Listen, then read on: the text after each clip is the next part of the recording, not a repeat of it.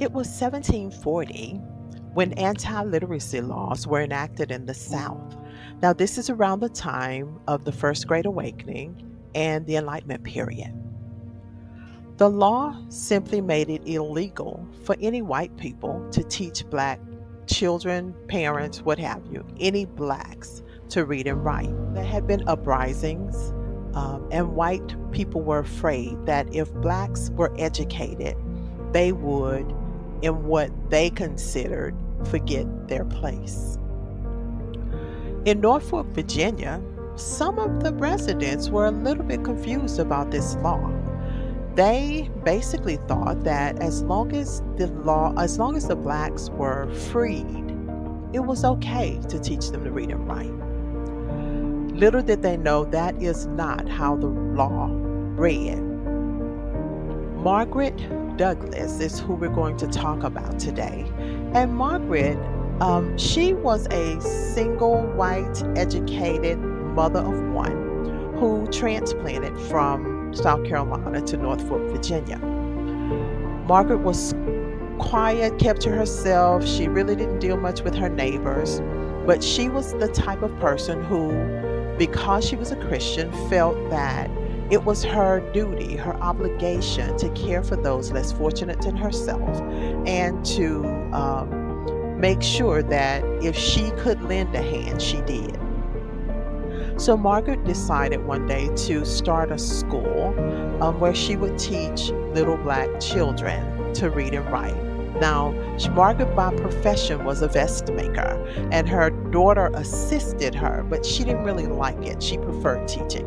So they started a homeschool. They taught several Black children to read and write, and they ran the school for 11 months before a knock came on her door, and it was the police. With that visit, she was told that she was breaking the law. Prior to that, Margaret had no idea that it was illegal because these children were all free. Margaret was summoned to court.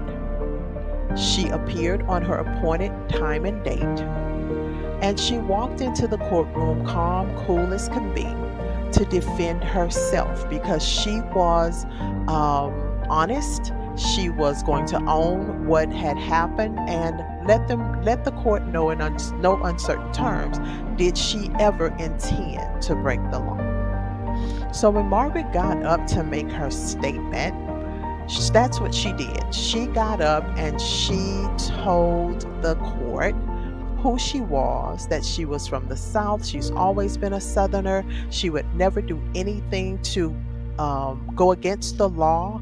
She was not an abolitionist, which had been rumored about her. And so she wanted to just make her point and make her stand known.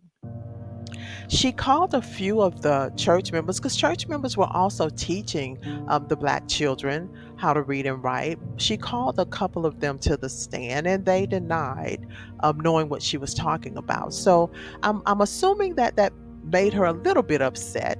So she went on and decided in her commentary to seal her own fate. She told the court and all of the people there that the white men were basically finding the Black huts when they needed to, when they were sleeping with these women and fathering children. Yet they sit in this courtroom and hold her accountable for teaching them when they were doing something much worse. Margaret went on to say that apparently they were not Christians. Apparently they didn't read their Bible because they were wicked men, and their wives just had to deal with it. It was at that point in Margaret's defense that she sealed her fate.